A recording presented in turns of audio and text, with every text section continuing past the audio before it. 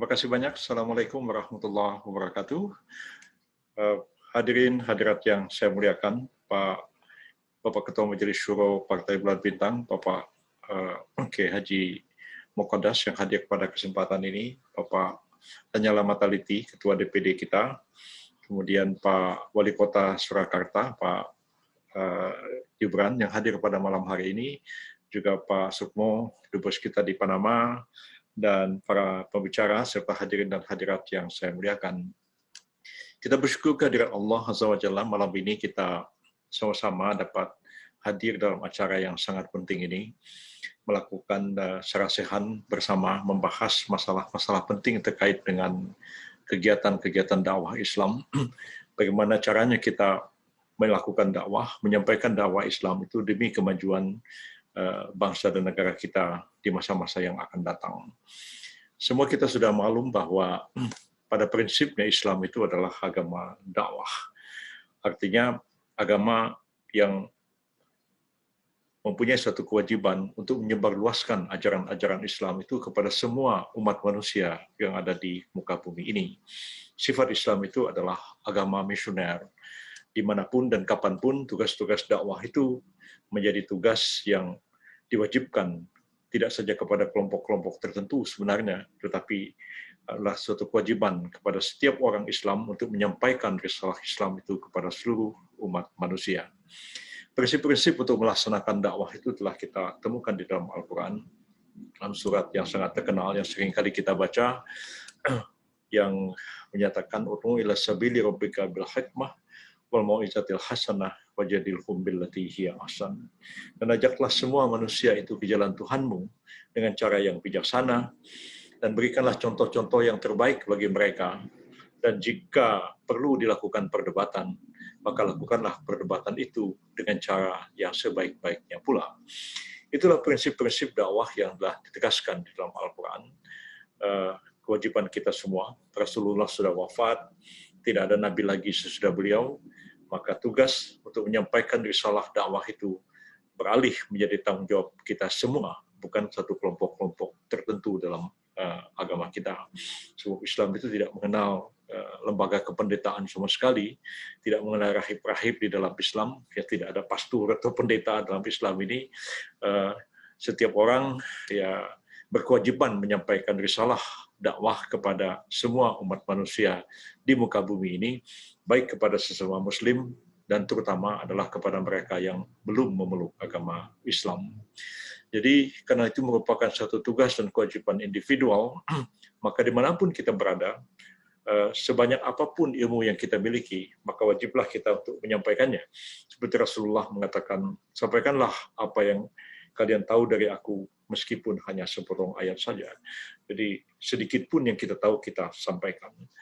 Nah, tujuan kita melakukan dakwah ini sebenarnya adalah untuk menciptakan satu kehidupan masyarakat yang harmoni, aman dan damai, yang menjadi tujuan dari agama Islam itu sendiri sebagai rahmatan lil alamin, rahmat bagi seluruh alam semesta, dan penegasan bahwa umat Islam itu adalah ummatan wasatan atau umat yang berada di tengah-tengah.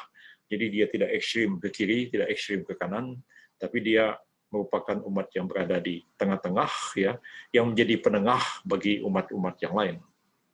Inilah satu prinsip yang sering kali kita lupakan, ya, setelah kita 40 tahun berada pada abad yang baru Hijriah sekarang ini, ya, abad ke-15 Hijriah ini, ya, jadi kegelisahan yang luar biasa di dunia Islam, ya, terjadi satu semacam perlawanan ideologis keagamaan oleh karena akibat dari penjajahan yang berlangsung sekian lama, dominasi kultur, ekonomi dan politik dari negara-negara barat terhadap dunia Islam, maka timbul satu reaksi yang seperti itu.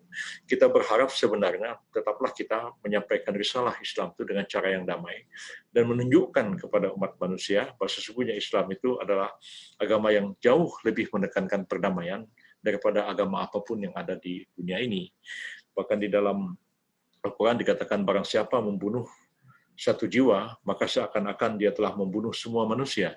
Dan barang siapa menyelamatkan satu jiwa, maka seakan-akan dia telah menyelamatkan seluruh jiwa manusia yang ada di muka bumi ini.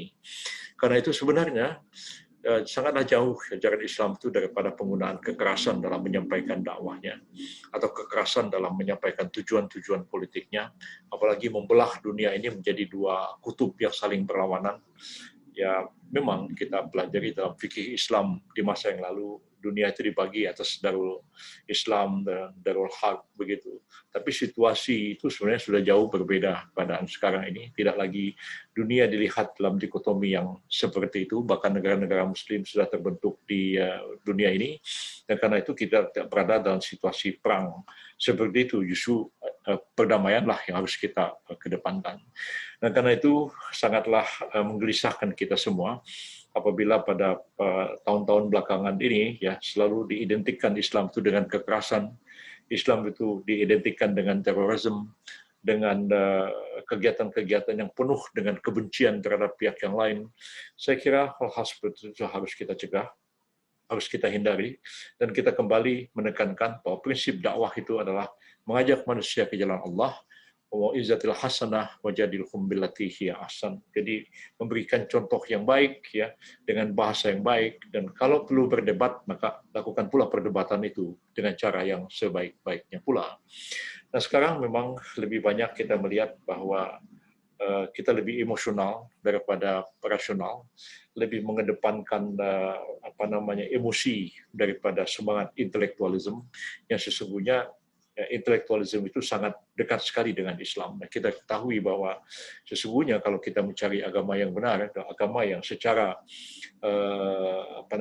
intelektual dapat dipertanggungjawabkan terhadap intelektualisme manusia, dan secara emosional dia mampu menenteramkan batin kita, dan kita menemukan Islam sesungguhnya merupakan agama yang menjanjikan sesuatu bagi masa depan yang lebih baik bagi kehidupan umat manusia.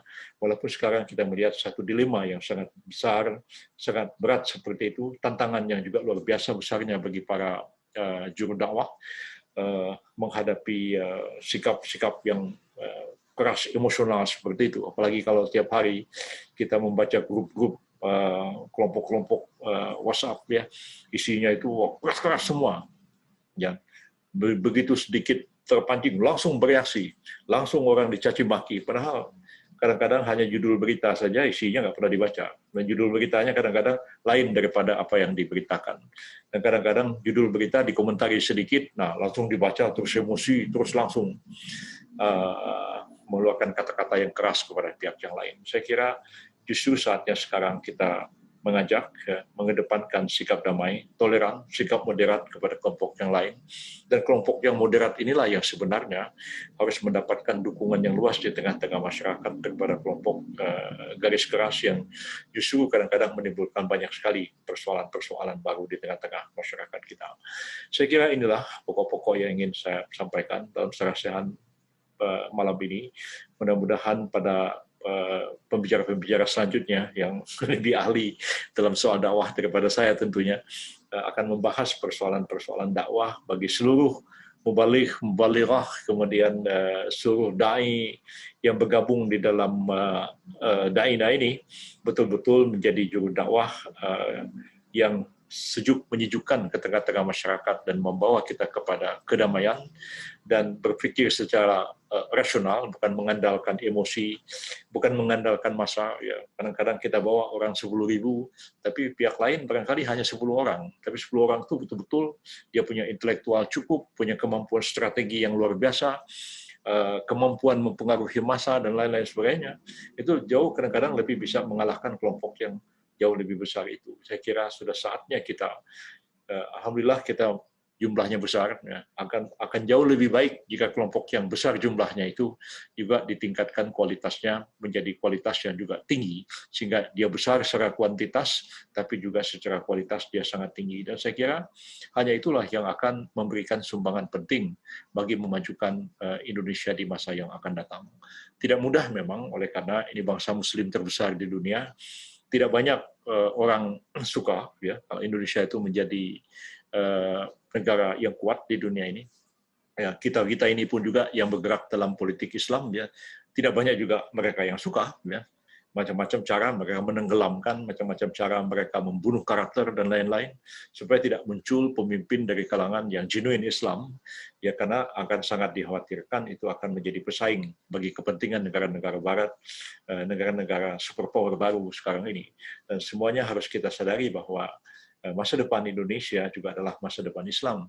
Dan karena itu, penguatan Islam dan peningkatan kualitas Islam juga akan sangat membantu bagi memajukan Indonesia di masa-masa yang akan datang. Itulah pokok-pokok yang dapat saya sampaikan. Saya ucapkan terima kasih dan selamat mengikuti sarasiahan malam ini. Mudah-mudahan pertemuan ini membawa hikmah yang besar bagi kita semuanya. Terima kasih. Wabillahi taufiq wal hidayah. Wassalamualaikum warahmatullahi wabarakatuh.